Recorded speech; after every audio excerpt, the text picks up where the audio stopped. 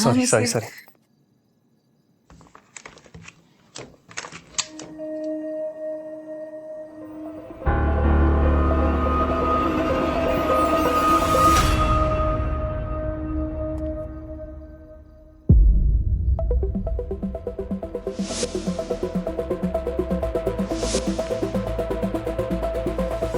वो घर पे कोई और भी है क्या?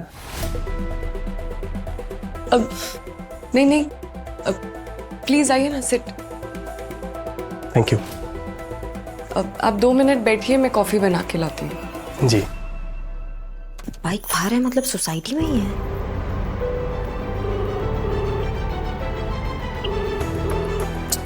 क्यों फोन नहीं उठा रहे हैं? बाइक भी यही है।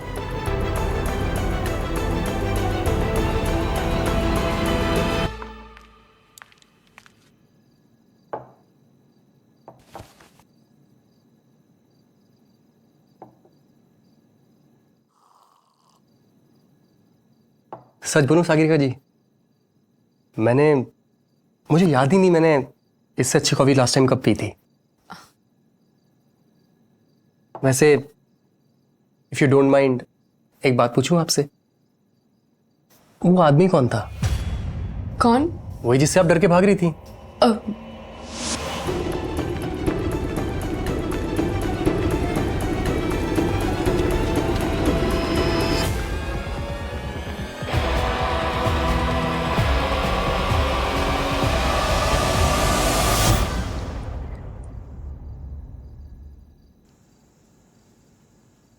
मेरा पति था। क्या? आपके पति? जी, मेरे पति से आपने मेरी जान बचाई है, जिससे मैं बार बार दूर भागने की कोशिश करती हूं, लेकिन पता नहीं कैसे वो मुझे हमेशा ढूंढ लेता है। अब तो भोपाल भी पहुंच गया है। धमकी दी थी उसने, फिर मिली तो जान से मार देगा। क्या? बहुत मुश्किल से बची थी पिछली बार। तुम्हें पता है शेखर, जिंदगी में हमें कुछ ऐसे लोग मिलते हैं जिनके साथ हमें लगता है कि इनसे अच्छा तो कुछ हो ही नहीं सकता। अपनी सबसे अच्छी यादें उनके साथ बनाना चाहते हो, लेकिन वो आपकी सबसे बुरी याद बन जाते हैं। और फिर कुछ ऐसे भी लोग मिलते हैं जिनको आप बिल्कुल नहीं जानते, लेकिन वो आपको सबसे मीठी यादें दे जाते हैं। और ऐसे ही एक नेक इंसान है अभय।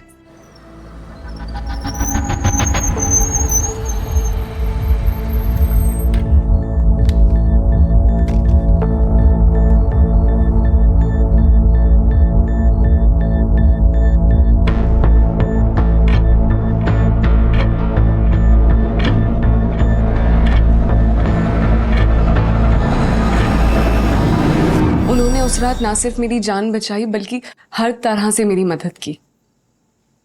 मुझे इस घर में रहने की जगह भी दी। अब आई एम सो सॉरी, मैं पता नहीं आपको ये सब बता के क्यों परेशान कर रही हूं, पर मुझे लगा आप समझेंगे। अरे सागरिका जी, परेशान होने की क्या बात है? आई एम ग्लैड कि मुझ जैसे नाचीज के साथ आपने ये सारी बातें शेयर की। वैसे आप वहां पे क्या कर रहे थे?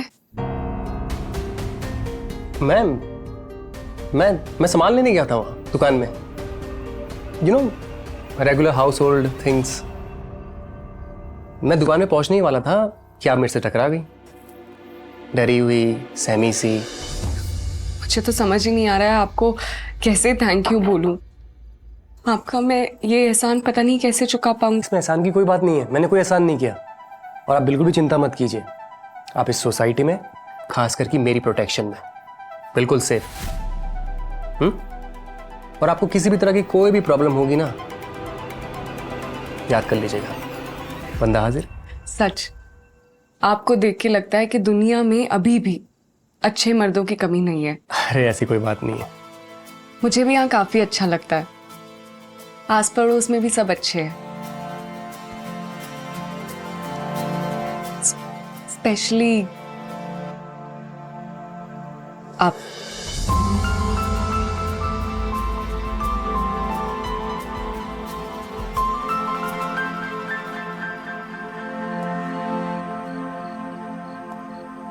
Thank you for the coffee. मैं चलता हूँ। Bye bye.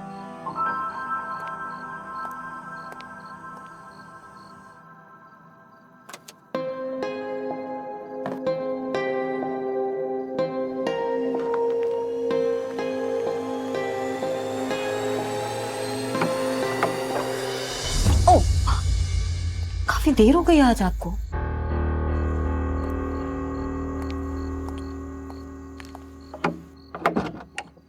काफी लंबा दिन था, थक गए होगे ना तुम? बच्चे सो गए? अच्छा, सोसाइटी में कुछ काम था तुम्हें? वो कमल जी मिल गए थे। सोसाइटीज में जो चोरी हो रही है ना, उसके बारे में बात कर रहे थे। और तुम्हें क्या लगा मुझे कोई फिक्र नहीं है? नहीं। सबका अपना अपना तरीका होता है।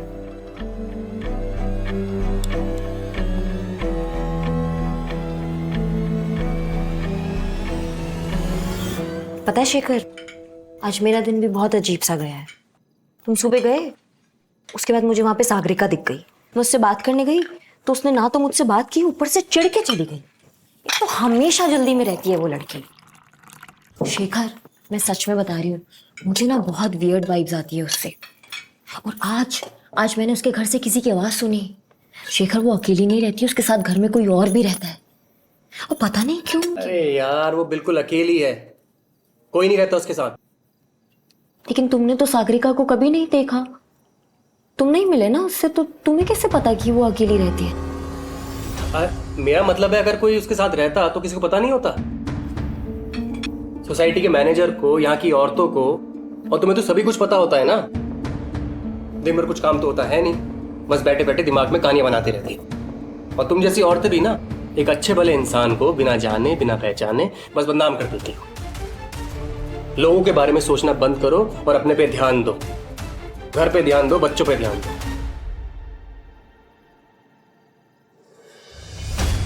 हाँ, तुम सही कह रहे हो शेखर, मैं ही पागल हूँ जो कुछ भी सोचती रहती हूँ। ऐसा कुछ भी नहीं है। सॉरी शेखर।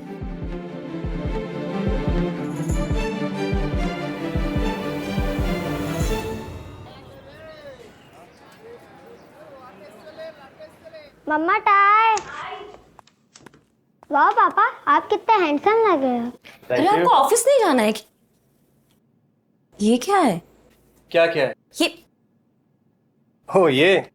ये कुछ नहीं, बस सोचा लुक में थोड़ा चेंज किया जाए। और लाइफ में चेंज तो बहुत जरूरी होता है ना। वैसे रोहन ठीक कह रहा है, बहुत हैंडसम लग रहा है, एकदम पहले जैसे पापा है ना। अब मैं सोच रहा हूँ कि जिम भी ज्वाइन कर लूँ, थोड़ा शेप में आ जाता हूँ। चलो मैं ऑफिस के लिए रेडी करता हूँ। अरे हाँ, मैं भी टिफिन लगा देती हूँ।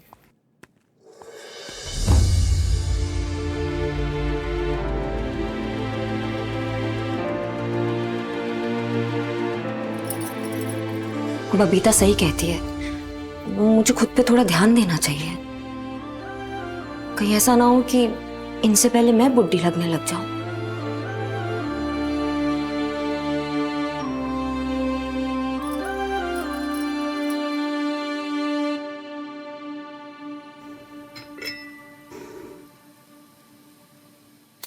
तुम्हें क्या हो गया?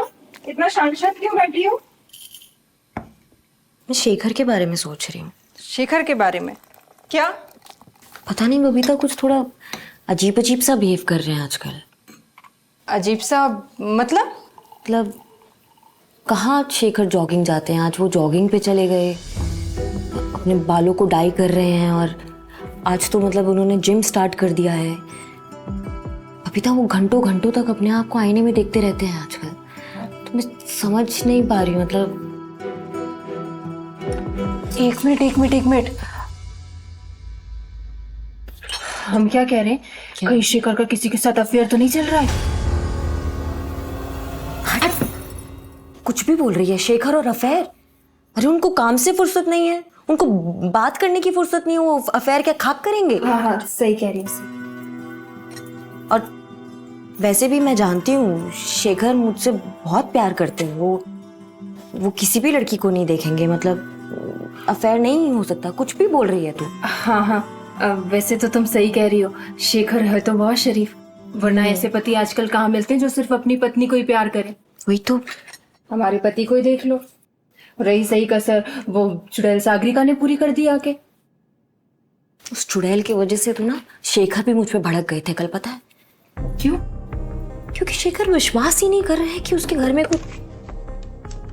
अरे दीप बेटा कैसे हो? मैं ठीक हूँ आंटी, आप कैसे हैं?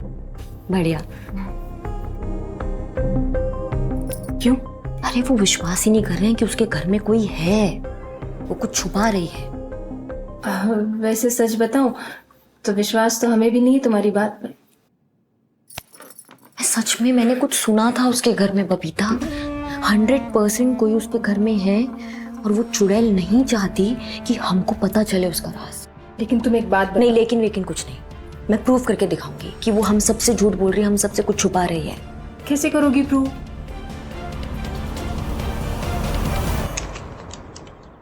हेलो सागरिका जी, कैसे हो आप? जी कहिए, क्या चाहिए आप लोग? नहीं नहीं हमें कुछ नहीं चाहिए, वो तुम्हें जरूरी सामान की लिस्ट देने के लिए आए थे। तुम अकेली रहती हो ना, पेपर वाले की, दूध वाले की, किराने वाले की नंबर नहीं होंगे तुम्हारे पास? अब नहीं कहा हूँ, 1 महीना हो गया मुझे, सब है मेरे पास। हाँ हाँ है तो, लेकिन फिर भी चेक कर लो कुछ चाहिए हो। ठीक है, दीजिए लिस्ट। कहाँ है लिस्ट भूल गई? आप तो यहाँ पे अकेली रहती है ना सागरिका जी? जी हाँ, क्यों? नहीं, वो टेबल पे फिर 2 प्लेट्स किसके लिए? अब वो मैं भूल गई होंगी रखे। देखिए, अगर आप लोगों की इंक्वायरी खत्म हो गई हो तो आप लोग जाएंगे प्लीज, मुझे और भी काम है ना। हाँ हाँ हमें भी बहुत सारे काम है, अगली बार लिस्ट लेकर आएंगे। हाँ टेक केयर, बाय। यार भाई, उस रात में मैंने सागरिका आंटी के घर में कुछ सुना।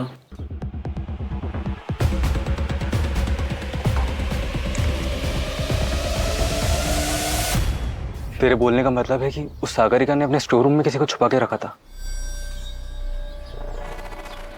स्ट्रेंज यार भाई, उससे भी ज्यादा स्ट्रेंज ये है कि उन्होंने हमें घर में देखकर भी पुलिस को फोन नहीं किया। हाँ यार, ये बात भी सही है। इसलिए मैं वहाँ वापस जाना चाहता हूँ और देखना चाहता हूँ कि वहाँ पे है क्या। अबे तू पागल है क्या? पिछली बार हम लोग ऑलमोस्ट पकड़े गए थे भाई। भाई मुझे तो डर लग रहा है, मैं वहाँ बिल्कुल नहीं जाऊँगा। मैं भी। ठीक है, तुम नहीं जा रहे ना, पर मैं जरूर जाऊँगा और देखूंगा कि वहाँ पर क्या है।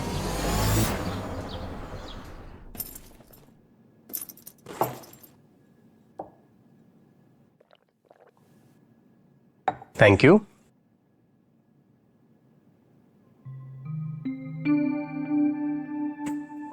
सागरिका, तुम रो क्यों रही हो? अरे आप बताओगे भी क्या हुआ है? जहां भी जाती हूँ मेरे अतीत की काली परछाइयां हमेशा मेरा पीछा करती हैं। यहाँ आई थी तो सोचा था लाइफ फिर से स्टार्ट करूंगी, अच्छे लोग मिलेंगे, लेकिन नहीं, यहाँ भी सबकी नजरों में खटकने लगी हूँ।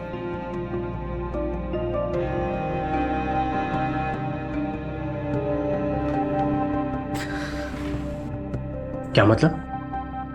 किसी ने तुमसे कुछ कहा है क्या?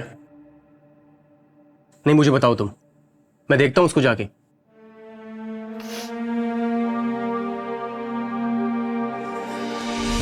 सागरिका,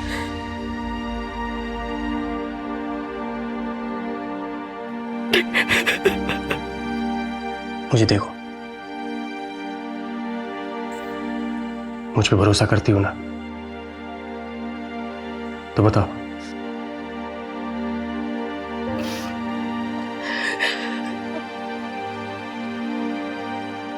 आज प्रतिभा जी और बबीता जी जबरदस्ती घर में घुसा बेमतलब के सवाल कर रहे थे। प्रतिभा जी बोलती कि तुम तो अकेली रहती हो यहाँ, 2 प्लेट क्यों लगा रखी है? अब किस किस को बताऊं? कितने सालों से आदत हो गई है टेबल पे 2 प्लेट लगाने की। प्रतिभा से आज ही घर जाके बात करता हूं मैं। अगली बार नहीं नहीं प्लीज, आप मत बात कीजिएगा। मैं नहीं चाहती कि मेरी वजह से आप दोनों में कोई भी प्रॉब्लम आए। मैं नहीं बर्दाश्त कर पाऊंगी। प्लीज प्लीज रहने दीजिए।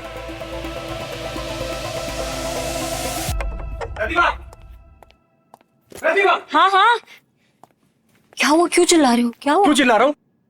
क्या हुआ? मैंने तुमसे कितनी बार कहा है कि अपने काम से काम रखा करो। पता नहीं तुम्हारे दिमाग में कौन सा भूत सवार है। क्या जरूरत थी सागरिका के घर जाने की? क्या जरूरत थी? अगर उसने कंप्लेंट कर दी ना सोसाइटी या पुलिस में तो क्या होगा पता है तुम्हें?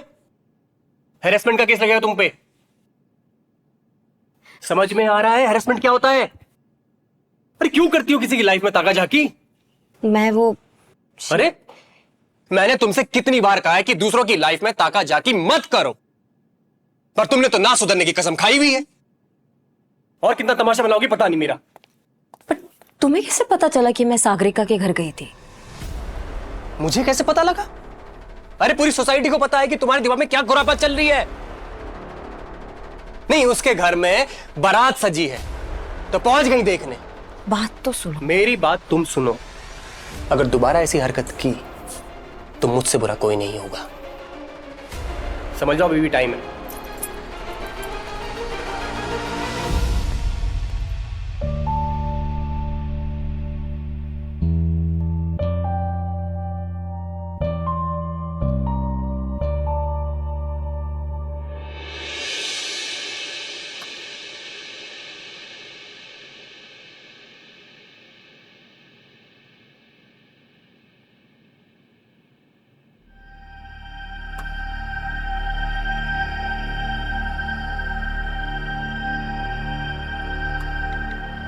अबे कहाँ हो? अब फोन नहीं लग रहा तुम्हारा। सब ठीक है ना? आपके बेटे केशव की लाश बोट में मिली है। किसी से क्या दुश्मनी हो सकती थी मेरे बच्चे की? दोनों आपस में इतना प्यार करते थे, कभी लड़ते ही नहीं थे, लेकिन उस लड़की की वजह से लड़ पड़े दोनों। दोनों बेटे? लड़की?